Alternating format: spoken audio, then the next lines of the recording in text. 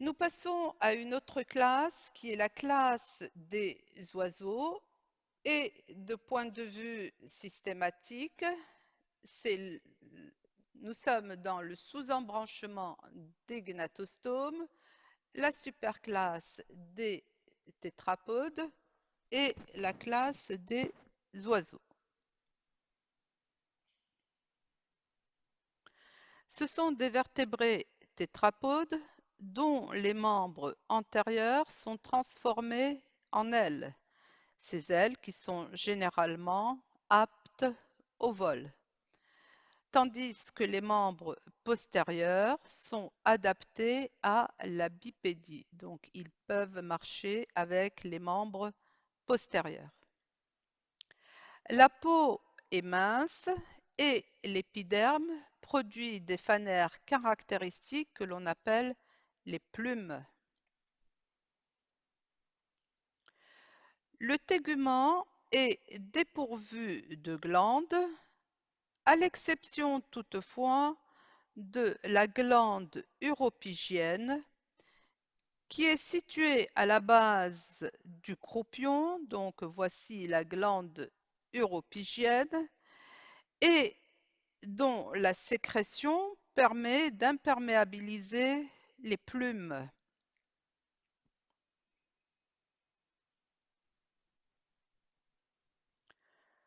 Le bec est un bec corné, c'est-à-dire un bec qui est dur. Ce sont des organismes homéothermes et à température élevée. Homéotherme étant l'opposé de hétérotherme.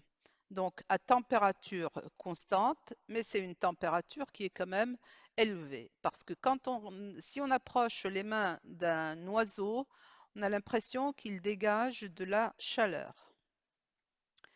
Ils sont amniotes à fécondation interne et ovipares. La classification des oiseaux repose dans ses premières subdivisions sur des caractères ostéologiques, c'est-à-dire relatifs à des os, à savoir la constitution du sternum en rapport avec la musculature et le fonctionnement des ailes.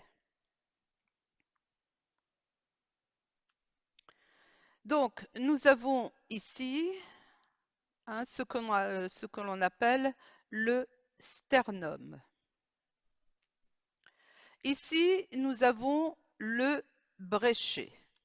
Donc, toutes ces parties, je pense que vous les connaissez quand vous avez fait la dissection du poussin.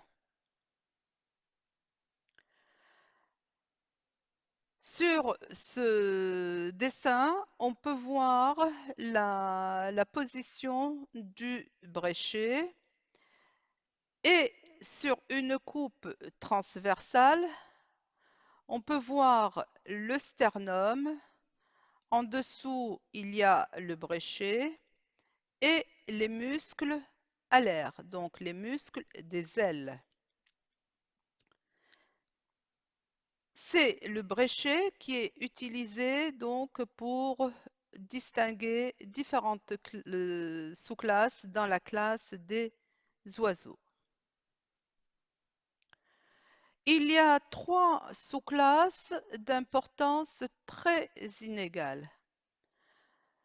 Tout d'abord, la sous-classe des ratites, qui se caractérise par un sternum sans bréchet.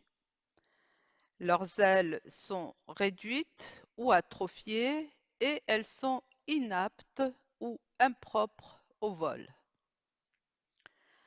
La sous-classe des impennes, le bréchet est développé et les ailes sont transformées en palettes natatoires.